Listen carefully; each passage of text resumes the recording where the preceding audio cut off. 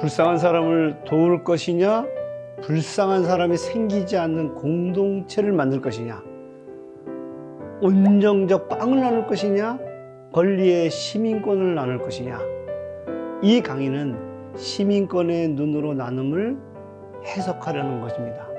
이것은 기존의 나눔이 개인의 온정으로 이해했다면 이제 불쌍한 사람이 생기지 않는 인간다운 공동체를 만드는 것으로 이해하려고 하는 것이고요. 기존의 나눔이 자선으로 이해했다면 이제는 권리로 인식하려고 하는 것입니다. 그리고 기존의 나눔이 사랑과 연민, 개인들의 사랑과 연민으로 이해했다면 이제는 시민들의 연대와 협력으로 이해하려고 하는 것입니다. 그러므로 저는 나눔은 질문이고 나눔은 권리며 나눔은 연대라는 것을 이 강의를 통해서 이야기해 보려고 합니다. 자, 이제 나눔 속으로 들어가 볼까요?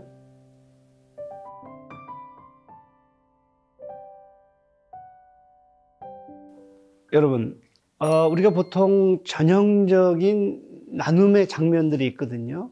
아프리카의 빈곤한 아동들을 보여줍니다. 그리고 이렇게 얘기합니다. 이들에게 사랑의 온정을 베풀지 않겠습니까? 이때 나눔은 사랑입니다. 시민들의 사랑과 온정이 필요한 것이죠. 자, 어떤 의사가 있었습니다. 이런 사랑을 실천하는 의사인데요. 그 지역에서는 너무나도 빈곤한 사람들이 많았거든요. 이 의사는 그들에게 사랑을 베풀기 시작합니다. 치료해주고 안아주고 그리고 그들을 끝까지 보살펴주거든요.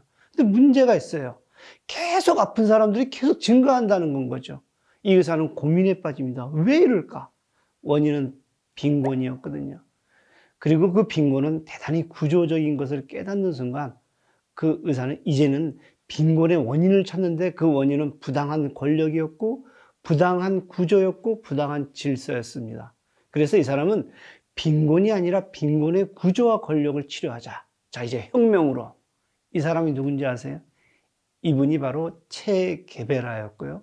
그는 시민에 대한 사랑을 이제 인간다운 공동체를 만들므로써 실천하고자 했습니다. 자, 프레일이라는 사람이 있는데요. 이분은 아까 말씀드린 어떤 그 시민에 대한 사랑과 온정의 빵을 나누는 사랑을 구분합니다. 아프리카 빈곤에 대한 아동에 대한 자선을 허구적 사랑이라고 얘기를 하고요. 체 게바라의 사랑을 진정한 사랑이라고 이야기를 하거든요. 프레이리는 뭐라고 얘기하냐? 지배계급이 주도해서 허구적 사랑을 베푸는 것은 실질적으로 그들은 떨리는 손을 잡아서 자신을 은인으로 하려고 하는 거다. 이것은 허구적인 사랑이다. 이 허구적인 사랑을 잘 보여주는 소설이 있는데 여러분들 에밀 졸라의 제르미날이라는 소설을 아세요? 에밀 졸라라고 하니까 이상한 상상을 하실 텐데 이 노동과 관련해서 에밀 졸라만큼 본질적이고 그리고 근본적인 이야기를 한 작가가 없는데요. 에밀 졸라는 제르미날에서 이런 장면이 납니다. 제르미날은 탄광을 배경으로 하는데 그 탄광주는 자신의 외동딸인 세실에게 사랑을 가르쳐 줍니다. 그 장면에 이런 얘기가 나오거든요. 그레고아르 부부는, 그레고아르는 그 탄광주거든요. 세실은 아까 그 외동딸이죠. 그들에게 적선을 맡겼다. 이제 사랑을 맡긴 거죠. 좋은 교육이 되리라는 생각이 들었던 것이다. 그들은 온정을 베풀어야 하며 스스로 자기 집을 선량한 신의 가정이라고 말해왔다. 그러니까 이제 그레고아르 부부는 이제 자기 딸에게 야, 우리는 선량한 가정이야. 선량한 가정이라면 어떻게 해야 되지? 불쌍한 사람을 돕는 건가요? 하면서 온정과 적선을 가르치거든요. 게다가 그들은 분별 있게 자신을 베풀고 악에 속하거나 악을 부추기지 않도록 항상 고심해왔다고 자부했다. 왜 그런지 아세요? 이 자선으로, 이 사랑으로. 그러니까 그 탄광 노동자들에 대한 사랑이거든요. 그런데 그들은 임금을 올려주거나 노동 조건을 좋게 해주지는 않거든요. 그렇게 하는 순간 그들은 게을러지고 오히려 권리로 알고 자꾸 요구하게 된다는 거였거든요. 자, 그래서 제가 지금 말씀드리고 싶은 것은 뭐냐면 허구적인 사랑은 상대를 사랑하는 것이 아니라 상대가 원하는 것을 해주는 것이 아니라 자기를 사랑하는 건 거거든요. 그래서 우리 학과에 어느 교수님이 사랑이라는 건 뭐냐?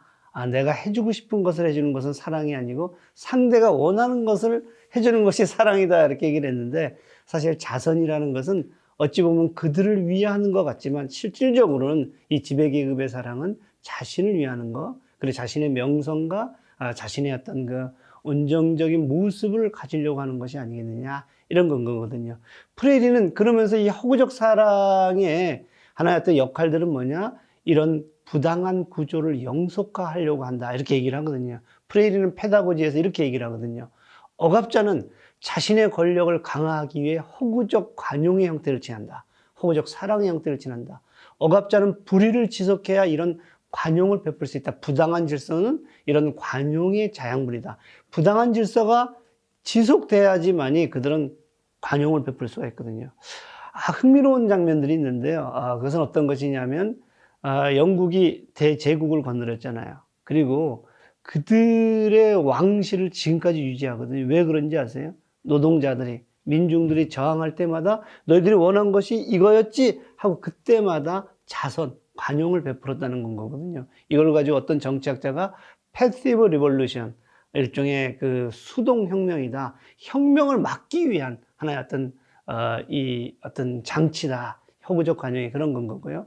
자, 그래서 제가 지금 말씀드리고 싶은 것은 뭐냐면, 진정한 사랑은 부당한 질서를 변화시키는 거다. 그리고 이때 변화의 주체는 시민들이고요. 그리고 그 시민들이 부당한 질서를 알기 위해서 시민 교육이 필요하지 않겠느냐 하는 건 거거든요. 그래서 프레이리는 이렇게 얘기합니다. 부당한 질서, 진정한 사랑을 얻기 위해서는 부당한 질서를 극복하고 진정한 사랑을 얻기 위해서는 reading the world, 세상을 함께 읽어야 된다. 그 세상을 읽는다는 것은 허구적 사랑에 대한 비판을 할 수 있어야 되고, 그리고 우리가 서 있는 이 부당한 질서 때문에 빈곤이라든가 억압들이 지속된다는 것을 우리는 알아야 된다. 이게 reading the world거든요. 그리고 두 번째 뭐라고 얘기하냐면 실천을 해야 되는데 그 실천은 특별히 프락시스다. 프락시스는 단순히 프랙틱스와는 달리 의미를 물으면서 하는 실천이거든요. 내가 어디에 서 있는지, 왜 여기에 있는지, 그리고 그것을 통해서 무엇을 변화시키려 하는 것을 끊임없이 묻는 실천. 이게 프락시스거든요. 프락시스거든요. 이 프락시스를 통해서 그 다음에 뭘 해야 되느냐? 네이밍 더 월드. 세상을, 우리가 살고 있는 공동체를 새롭게 이름을 짓는 건 거죠. 근데 여기서 중요한 게 있는데, 네이밍 더 월드 투게더. 여러분, 투게더 하면 또 무슨 뭐 아이스크림 생각나실지 모르겠는데, 여기서의 투게더는 연대를 의미합니다. 함께 협동을 하는 것을 의미하거든요. 시민들이 부당한 질서를 알고 함께 세상을 읽으면서 프락시스, 의미를 묻는 실천하는 과정들 속에서 그 어떤 허구적 관용을 주장했던 사람들이 만들었던 공동체를 새롭게 네이밍하는 것. 이것이 이제 하나의 어떤 그 진정한 사랑의 실천이다. 자, 그래서 첫 번째 나눔은 안전한 공동체에 대한 질문입니다. 제가 아까 시작할 때 했던 이야기를 다시 한번 해볼까요? 불쌍한 사람을 도울 것인가? 불쌍한 사람이 생기지 않는 공동체를 만들 것인가? 그리고 진정한 사랑에서 나눔을 이해하면 부당한 질서를 문제 삼으면서 내 권리를 찾는 건 거고 이것을 요구할 권리가 있는 겁니다. 이제 그 권리의 이야기로 들어가 볼까요?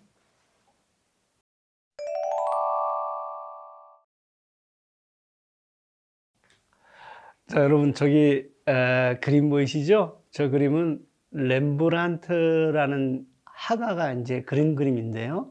이 렘브란트의 저 그림은 요런 이 제목 타이틀이 붙어 있는데 The Return of Practical Son. Practical Son인데 이 practical이라는 말은 돈을 함부로 낭비하고 아무데나 쓰는 뭐 이런 아들이거든요. 자, 그러면 이 렘브란트의 그림의 저 장면이 무엇인지 알겠어요? 저거는 뭐냐면 성경의 누가복음 15장에 나오는 얘기인데요. 이제 아들이 아버지한테 옵니다. 이 둘째 아들인데요. 아버지, 저 돈 이왕 물려주실 거 지금 물려주시면 안 돼요? 제가 젊고 아이디어도 많으니까 지금 투자를 하게 되면 돈을 더 벌 수 있어요. 아들아, 내가 아직 죽지 않았는데 네가 어떻게 그렇게 얘기할 수 있니? 아버지, 그래도 물려주실 거 물려주세요 하고 떼를 쓰기 시작하거든요. 아버지는 할 수 없이 첫째 아들과 둘째 아들에게 재산을 물려주거든요. 자, 그리고 나서 재산을 물려받은 아들이 나가갖고 그 돈을 탕진하거든요. 프레디컬하거든요. 프레디컬. 프레디컬은 뭐냐면 함부로 이제 막 쓰는 건 거죠. 그리고 이제 빈털터리가 돼서 거지가 됐어요. 아들은 생각합니다. 내가 아버지 집에 있었다면 이런 수모를 당하지 않을 텐데, 이제 노숙인이 된 건 거죠. 그리고 이제 아버지 집으로 왔고 얼쩡얼쩡 됩니다. 우리 아버지라면 나에게 적어도 먹여는 줄 텐데, 적어도 재워는 줄 텐데, 이런 생각을 하는데, 운 좋게도 아버지한테 탁 발각이 됩니다. 아니, 저것은 내 아들이 아닌가, 이리 오너라 하고 렘브란트의 저 그림을 탁 안아주는 장면이거든요. 그러니까 저기에 있는 노인은 누구라는 건가요? 그 아들의, 프레디컬 선의 아버지인 건 거죠. 자, 저 아버지는 아들한테 안아주면서 너 어디 갔다가 이제 돌아왔느냐. 그래서 우리 한국에서는 이것을 가지고 돌아온 탕자, 탕자, 뭐 이렇게 얘기를 하거든요. 자, 근데 흥미로운 장면이 있습니다. 저 오른쪽에 남성이 이렇게 인상을 쓰고 쳐다보고 있죠. 굉장히 무시무시하죠. 저는 저 친구가 장비 같은 그런 이미지를 얻었는데, 당장이라도 화를 내고 뭔가라도 이렇게 주먹이라도 칠 것 같은 기세인데, 누굴 것 같아요? 저 장면이 저게, 형입니다. 형은 지금 굉장히 뿔따구가 나 있어요. 왜 그런지 아세요? 아버지가 이렇게 얘기합니다. 야, 우리 아들이 돌아왔으니까 살찐 송아지를 잡아라. 큰아들이 불불 끓으면서 얘기합니다. 아버지, 나를 위해서는 염소 한 마리 잡지 않더니 어떻게 저 아이는 돈을 다 쓰고 왔는데, 근데 어떻게 살찐 송아지를 잡자고 하십니까? 요 장면이거든요. 자, 여러분, 여러분들이라면 어떻게 하시겠어요? 제가 강의를 하면서 사람들한테 저 장면을 보면서 묻거든요. 여러분들이라면 돈을 다 쓰고 돌아온 저 아들을 어떻게 하십니까? 대부분의 사람들이 뭐라 하는지 아세요? 그래도 먹여는 줘야지. 그래도 재워는 줘야지. 그래도 병은 치료해줘야지. 이런 얘기를 하거든요. 그래서 이제 대부분의 사람들이 그렇거든요. 저 아버지는 똑같은 얘기를 합니다. 야, 적어도 내 아들이니까 먹여는 줘야지, 재워는 줘야지, 병은 치료해줘야지. 이렇게 얘기를 하는데, 큰아들은 지금 화가 나 있거든요. 그러면서 큰아들을 보고 이렇게 얘기를 합니다. 야, 그래도 내 자식이고, 너 동생이잖니. 지금 이제, 이런 얘기를 하는 그 장면이거든요. 저는 이 장면을 보면서 무엇을 생각했냐면, 저 아버지가 국가라면, 그리고 저 아들이 국민이라면, 그 국가의 시민이라면 어떻게 될까? 자, 적어도 저 아이가 국민이라는 이유로, 저 사람이 시민이라는 이유도 적어도 최소한의 것들은 줘야 되지 않을까? 이게 미니멈 스탠다드, 최소한의 스탠다드 오브 리빙, 삶의 최소한의 것들을 줘야 되지 않을까? 근데 누가 줘요? 국가가 주는 거거든요. 국가는 이제 아버지죠. 부모죠. 그죠? 그러니까 내셔널 미니멈 스탠다드 오브 리빙, 삶의 최소한의 기준, 그러니까 살아갈 수 있는 최소한의 기준에서 국가가 제공해 줘야 된다. 이게 국민 기준선이라고 이제 보면 될 텐데요. 적어도 이 정도는 줘야 되지 않을까? 자, 그런 건 거예요. 그러면 최소한이 어느 정도냐 했었을 때, 베버리지라는 사람이 최소한도 5명이 우리 시민 곁으로, 우리 국민 곁으로 못 오게 하는 것의 역할들을 국가가 해줘야 돼.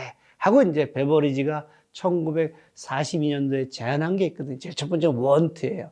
원트는 원한다라는 뜻도 있지만 결핍이라는 뜻도 있거든요. 최소한도 시민들이 소득의 결핍이 생기지 않도록. 두 번째 녀석 있잖아요. 저 녀석은 이그노런스라는 자이언츠, 거인인 건 거예요. 악의 거인인 거죠. 우리 시민 곁으로 저 악의 거인 막 올라가요. 굉장히 몸집도 좋죠. 적어도 무식하지 않도록 해줘야 되지 않겠어? 우리 시민들이. 그 얘기는 뭐냐면 공부하고 싶다면 적어도 등록금은 걱정하지 않도록 해줘야 되지 않아? 두 번째 거인이죠. 세 번째 거인도 내셔널 미니멈 스탠다드 오브 리빙. 세 번째 거인도 내셔널 미니멈을 해줘야 된다는 거예요. 그 세 번째는 누구냐? 디지즈, 질병이거든요. 우리가 살다 보면 엄청나게 많은 질병을 만나게 되죠. 특히 노인이 되게 되면 우리는 그 질병으로부터 피해갈 수 없었을 때, 그런데 문제는 뭐냐면 저 질병을 예방하거나 예방하지 못했다면 최소한도 치료비 걱정을 하지 않아야 되지 않겠어? 네 번째 거에는 스카로는 좀 이제 어려운 단어죠. 스카로는 불결이라는 뜻이거든요. 이 불결은 뭐냐면 적어도 불결한 환경에 살지 않도록 해줘야 되잖아.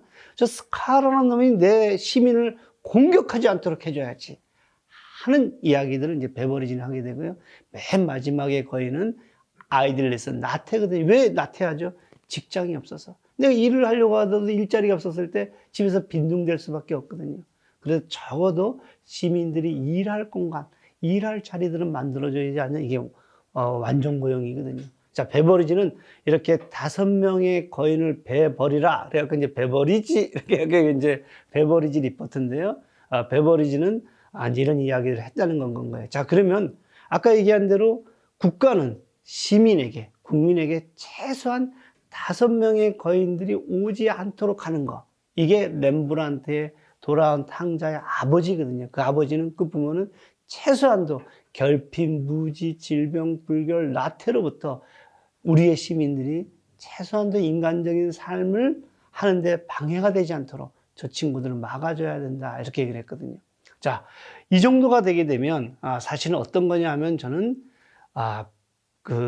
이제 배에 고프지 않은 소크라테스가 될 수 있다. 이렇게 얘기를 하거든요. 제가 제일 싫어하는 말이 뭔지 아세요? 배 고픈 소크라테스냐, 배 부른 돼지냐. 여러분들은 어떤 게 되고 싶어요? 저는 2개 다 되고 싶지 않거든요. 저는 배부른 돼지도 되고 싶지 않지만, 그렇다고 해서 배 고픈 소크라테스도 되고 싶지 않고, 여러분들 보릿고개를 하세요? 저 배고픔이라는 것들이 얼마만큼 힘든 것인지를 경험한 사람은 적어도 배 고픈 소크라테스라는 한가한 얘기는 안 나오거든요. 그러면 뭐냐? 누구도 배 고프지 않은 소크라테스가 돼야 된다. 우리는 배 부를 권리는 없지만 배 고프지 않을 권리가 있다는 거예요. 자, 이것을 가지고 마샬은 이제 이것을 시민권으로 얘기를 하거든요. 시민권은 뭐냐면 마샬은 3가지를 얘기해. Civil right, Political right, Social right. Civil right은 우리가 공민권이라고도 번역이 되고 자유권이라고도 번역이 되는데요. 그냥 말할 자유예요. 언론, 출판, 집회, 결사, 사상, 표현, 종교, 양심의 자유. Political right은 뭐냐면 정치권이거든요. 선거권, 피선거권이거든요. 자, Civil right과 Political right을 인권에서는 자유권적 인권 그렇게 얘기하거든요. 자, 아까 베버리지가 얘기했던 어떤 그 5명의 거인들이 들어오지 못하도록 해서 최소한 인간답게 살 수 있는 생존적, 생활적 조건을 보장해야 된다. 이것이 소셜 라이트이거든요. 소셜 라이트는 사회권이라고 번역이 되는데, 아까 프레리가 얘기한 것은 뭐냐면, 자, 우리는 우리 시민들에게 최소한도 시민권을 줘야 되는데, 그 시민권은 시빌 라이트, 폴리티컬 라이트를 넘어서서 사회권을 줘야 돼. 그 사회권을 줬었을 때 이것이야말로 진정한 사랑이 될 수가 있어. 이런 얘기를 하는 건 거거든요. 자, 여러분, 이제 나눔은 연탄이라든가 도시락이라든가 아니면은 이 벽지 바른다든가 이런 어떤 거 온정적인 사적의 영역을 넘어서서 공적인 영역으로 넓혀가야 되지 않겠습니까? 국가가 시민들에게 권리로 나눔을 실천해야 하고요. 국가는 그냥 적선하듯이 선심 쓰듯이 여전히 어떤 그 시민들에게 그것을 줘야 될까요?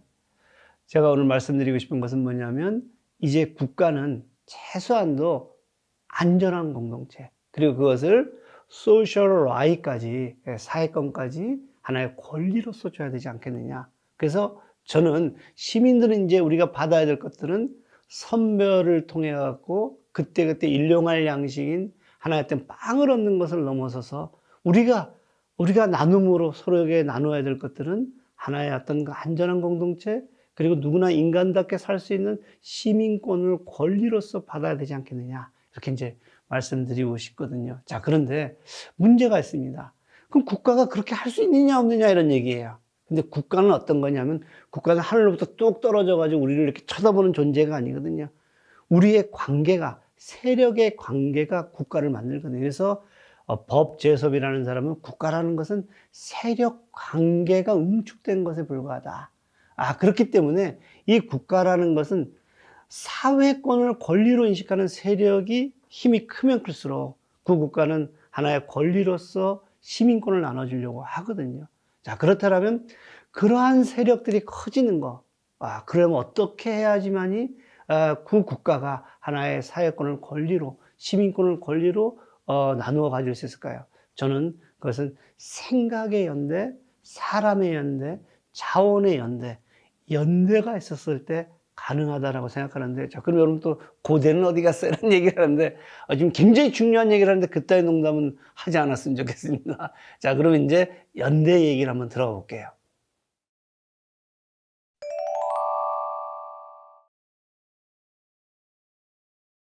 자, 여러분, 나눔은 연대다.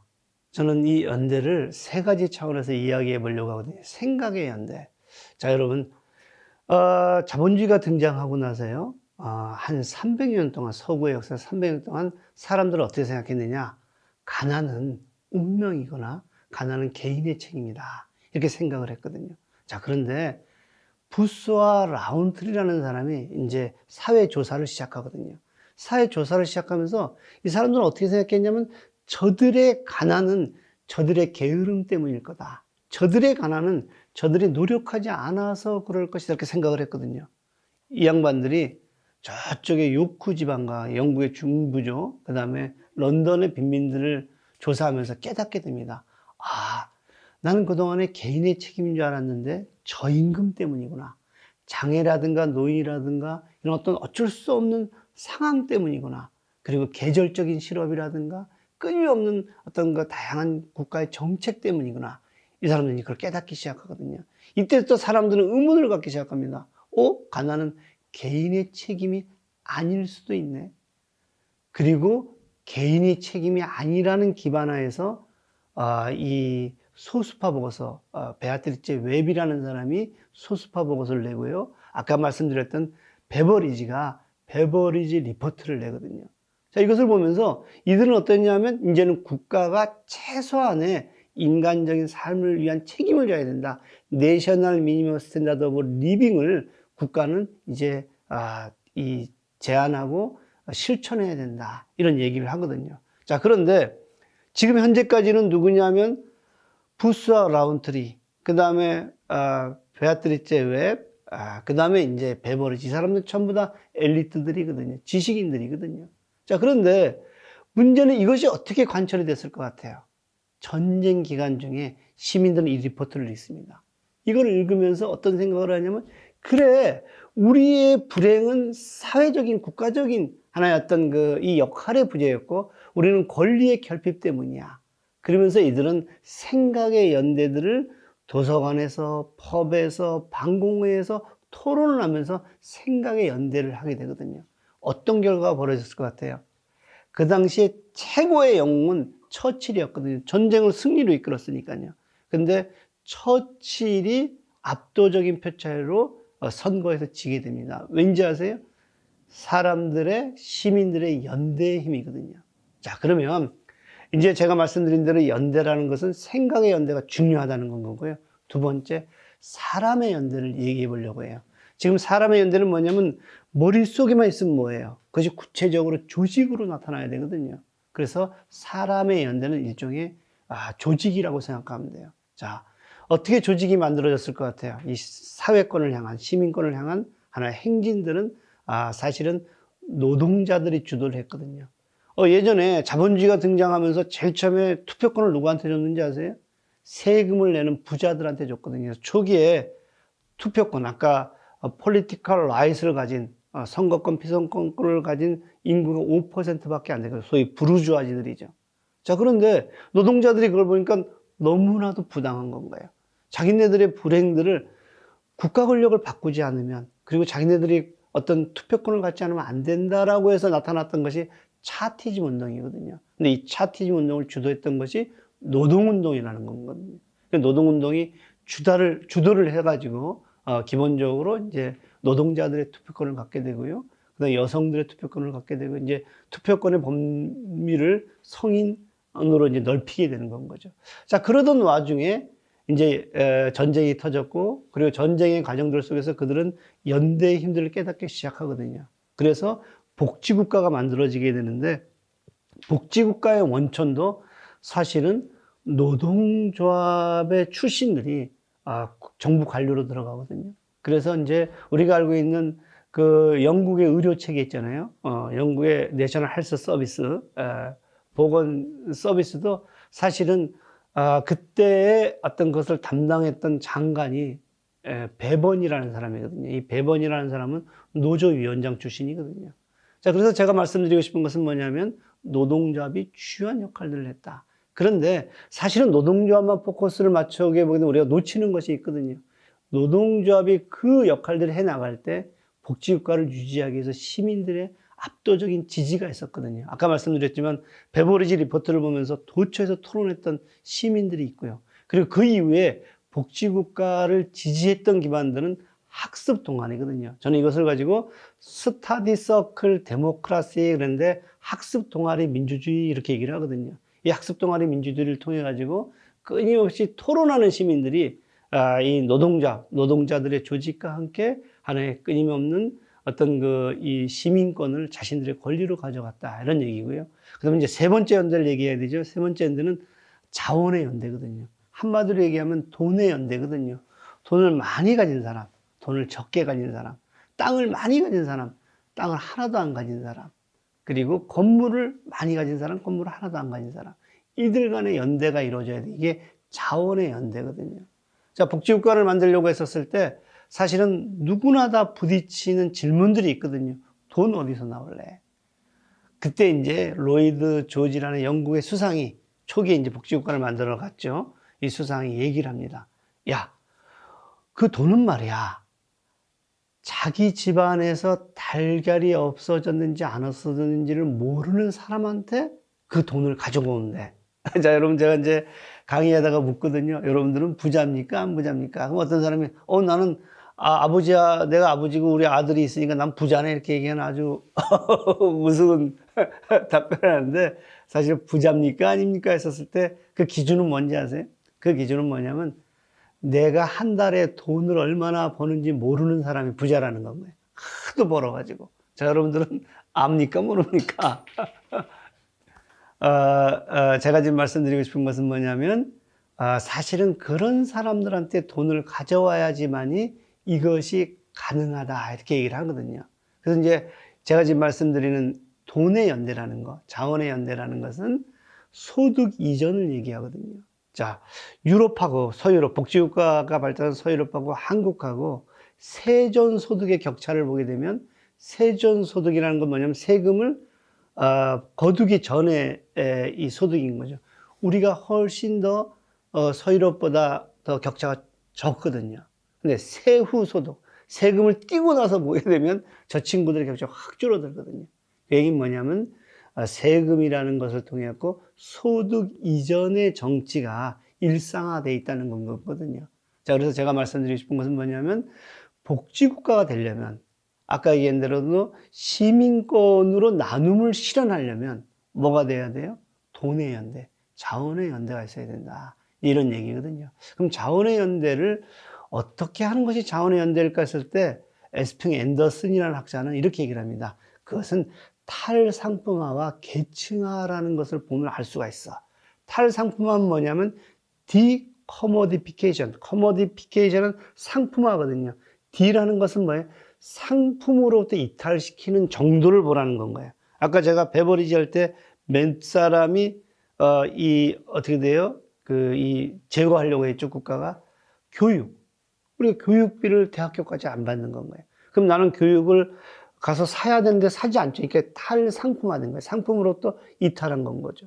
그 다음에 의료. 의료가 무상인 건 거예요. 그럼 어떻게 돼요? 탈상품화가 됐죠. 그 다음에 집. 공공주택을 늘리면 어떻게 돼요? 탈상품화의 수준이 높아지죠.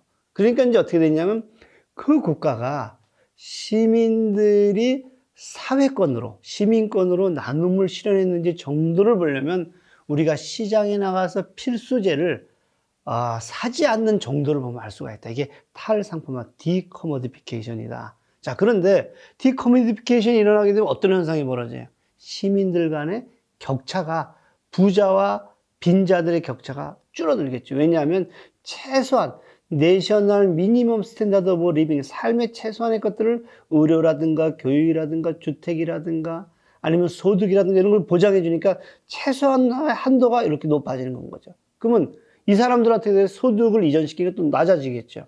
이걸 가지고 우리가 뭐냐면 스트라티피케이션, 계층화라고 그러거든요. 계층화의 수준이 낮아지는 건 거죠. 자, 그렇게 되면 어떻게 돼요? 내가 살고 있는 시민권으로 나누어진 이 공동체에서는 내가 부러워하거나 부끄러워하지 않는, 그러니까 남을 보면서 부러워하거나 그 앞에서 부끄러워하지 않는 것이 구조적으로 만들어지는 거죠. 공동체 전반으로 만들어지는 거거든요. 이게 시민권의 나눔의 효과다. 나눔의 결과다. 나눔의 어떤 그 상황이다. 이렇게 얘기할 수 있다는 건가요. 자, 그래서 저는 오늘 말씀드리고 싶은 것은 뭐냐면, 제일 처음에 나눔은 뭐죠? 나눔은 질문인 건가요. 나눔이라는 것은 불쌍한 사람을 도울 것이냐, 불쌍한 사람이 생기지 않는 공동체를 만들 것이냐 하는 질문을 던져야 되고요. 그리고 불쌍한 사람을 생기지 않는 공동체라고 얘기한다라면, 그 다음에 어떻게 돼요?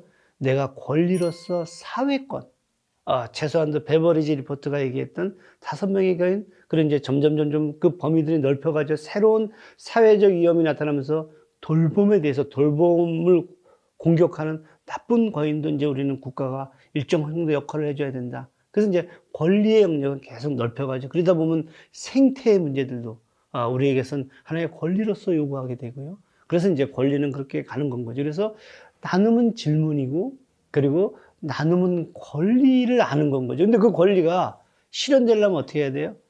그 권리의 결핍이 발생했었을 때 위험에 처하는 사람들이 연대를 해야 된다는 거예요. 그 연대들은 뭐냐면 생각의 연대. 먼저 질문을 통해서 생각을 해야 되고요. 그 다음 두 번째, 사람의 연대. 그러니까 조직화죠. 조직화를 해야 되고, 세 번째가 뭐죠? 세 번째는 이제 이 사람들이 모여가지고 이제 자원의 연대들이 이제 이루어져야 되겠죠. 그렇게 돼서 제가 오늘 말씀드리고 싶은 것은, 나눔은 질문하여 권리를 알고 그 권리를 연대하여 얻는 것입니다. 멋있지 않아요? 제가 한번 더 얘기해 볼까요? 나눔은 질문하여 권리를 알고 그 권리를 연대하여 얻는 행위다. 이것이 시민권의 눈으로 본 나눔이다. 이런 얘기죠. 자, 그 얘기는 뭐냐면, 나눔이라는 것은 권리의 영역들을 단순히 폴리티컬 라이트나 시빌 라이트를 넘어서는, 형식적 민주주의라고 우리가 정치학에서 얘기를 하는데, 그걸 넘어서는 실질적인 민주주의, 소셜 라이트를 이루는 행위다. 그래서 나눔은 실질적인 민주주의다. 민이 누구나 다 국민이, 시민이 주인이 되는 그런 민주주의가 이 어떤 그 권리로서의 나눔, 시민권의 나눔으로서 이루어진다. 그래서 나눔은 실질적인 민주주의다. 근데 이 실질적인 민주주의가 일어나려면 어떻게 돼? 시민들이 생각하고 조직하고, 그리고 나서 어떤 그 자원의 어떤 그 연대들을 이루어야 되잖아요. 그러니까 이제 나눔은 기본적으로 정치다. 근데 그 정치는 시민 정치여야 된다. 이제 정치꾼들의 정치, 공적인 권력을 사적으로 이용하려고 하는 그런 정치가 아니라 시민들의 정치여야 된다. 풀뿌리 정치여야 된다. 그리고 그런 점에서 나눔은 그 권리들을 알고, 그리고 조직화될 수 있는 어떤 그런 하나의 그 영역들, 그건 저는 시민교육이라고 생각하거든요. 그래서 나눔은 시민교육이다. 나눔은 실질적인 민주주의고, 나눔은 시민정치고, 나눔은 시민교육이다. 이렇게 말씀을 드릴 수가 있을 것 같아요. 저는, 이제 이런 얘기를 많이 하거든요. 자, 우리가 나눔을 할 때 자기 공간에서 자기다운 실천들을 해야 된다. 이런 얘기를 하는데요. 저는 이제 방송대 사회복지학과 교수로 있잖아요. 그래서 우리 공간에서의 나눔은 어떻게 가능할까 해서 저희 과 교수들이랑 생각의 나눔들을 이제 갔거든요. 그래서 생각의 나눔들을 갖는 과정들 속에서, 야, 우리가 그렇더라면 이런 어떤 그 생각의 나눔을 기반으로 해서 시민교육 안들을 한번 만들어 보자 하고 나서, 이제 방송대 대학원을 만들 때는 그런 이야기들을 저희들이 이제 관철하기 시작했는데요. 그래서 저희들의 대학원의 모토가 뭔지 아세요? 첫 번째, 사회복지는 정치다. 저는 이 사회복지는 시민권의 나눔으로 이해하고 있거든요. 그래서 사회복지는 정치다. 이해되시죠? 그죠? 그리고 사회복지학은 시민문화교육이다. 시민문화교육은 뭐죠? Reading the world. Reading the world라는 것은 세상을 읽는 건 거죠. 그리고 Naming the world together. 함께 어떤 그 네이밍, 공동체의 모습, 형상들을 네이밍, 만들어가는 건 거다. 그래서 사회복지는 정치고, 사회복지학은 시민문화교육이고, 세 번째, 사회복지대학원은 교육조직과 교육조직 전문가 과정이다. 교육조직이라는 건 뭐세요? 교육을 통해서, 시민교육을 통해서 조직을 하는, 시민들을 조직하는 그런 전문가들을 만드는 과정이다. 그래서 저는 사회복지사는 그리고 시민들은 철학을 가져야 되고 그리고 그 철학에 기반한 실천, 프락시스를 해야 된다. 이렇게 이제 말씀드릴 수가 있는 건 거죠. 자, 제가 이제 마지막으로 여러분들과 함께 나누고 싶은 이야기가 있는데요. 브라질에 까마라 대주교가 왔거든요. 까마라 대주교는 실질적으로 그 브라질 상황에서 어떤 그 해방신화, 하나님이 이 가난한 자들에게 내려와서 그들의 공동체를 바꾸는 것을 우리들에게 명하셨다. 뭐 이런 또 기반들 속에서 이제 사회 속으로 들어간 신학이 이제 해방 신학인데, 이 해방 신학자로서도 유명한 분인데요. 이분이 이런 얘기를 합니다. 내가 가난한 이들에게 먹을 것을 주면 그들은 나를 성자라고 부른다. 그런데 내가 왜 가난한 이들이 굶주리는지 물으면 그들은 나를 빨갱이라고 부른다. 여러분, 이 말은 충분히 우리들한테 와닿죠, 그죠? 가난한 사람을 도우면, 가난한 사람을 도우면 성자죠. 우리가 소위 가난한 사람들을 돕는 사람들을 굉장히 좀 많이 보죠. 그러면 저 사람은 정말 이 시대의 성자인 건 거고, 그리고 우리는 저들의 저런 숭고한 희생에 대해서 우리는 상당히 경의를 표하고 또 나도 동참을 하게 되죠, 그죠? 그런데 내가 왜 이들은 자꾸 굶주리게 되지? 그리고 왜 이들의 빈곤들은 왜 악순환처럼 계속 반복이 되지? 하고 체게베라처럼 묻게 되면 그들은 나를 뭐라고 해요? 빨갱이라고 부른다. 이렇게 얘기하는 거거든요. 여러분, 왜 가난한지, 그리고 불쌍한 사람이 생기는 공동체에 대한 근본적인 질문을 하는 것이 빨갱이입니까? 저는 이렇게 생각하거든요.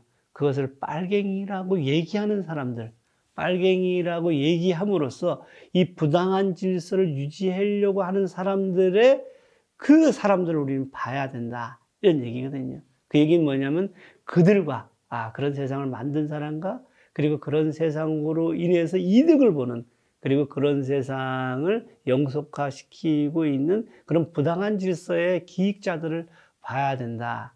자, 그런데 저는 오늘 좀 이 시민권의 눈으로 본 나눔을 이야기하면서 이런 질문들을 하고 있거든요. 우리는 여전히 진정한 사랑을, 허구적인 사랑에 사로잡혀서 진정한 사랑을 빨갱이로 보고 있지 않은가? 이제야말로 이 오징어 게임이라든가 기생충이라는 우리의 영화 드라마를 보게 되면 우리 한국 사회는 더 이상 전 세계가 인정할 정도로 불평등과 그 다음에 차별과 억압과 이런 것들이 만연되어 있거든요. 지금은 이 사회를, 이런 사회들을 이제 그대로 놔두고 우리는 안전할 수 있을까? 이제야말로 시민권의 눈으로, 시민권의 관점에서 나눔을 상상해야 되지 않을까? 이 질문을 통해서 저는 나눔이 이제 더 이상 개인적인 차원에서 온정을 넘어서서 이 시민들의 어떤 그 권리로서의 나눔에 대한 상상을 해야 되지 않을까, 이렇게 말씀을 드리면서 여러분들과 함께 도처에서 이런 논의들이 이루어질 그날을 기다리겠습니다. 고맙습니다.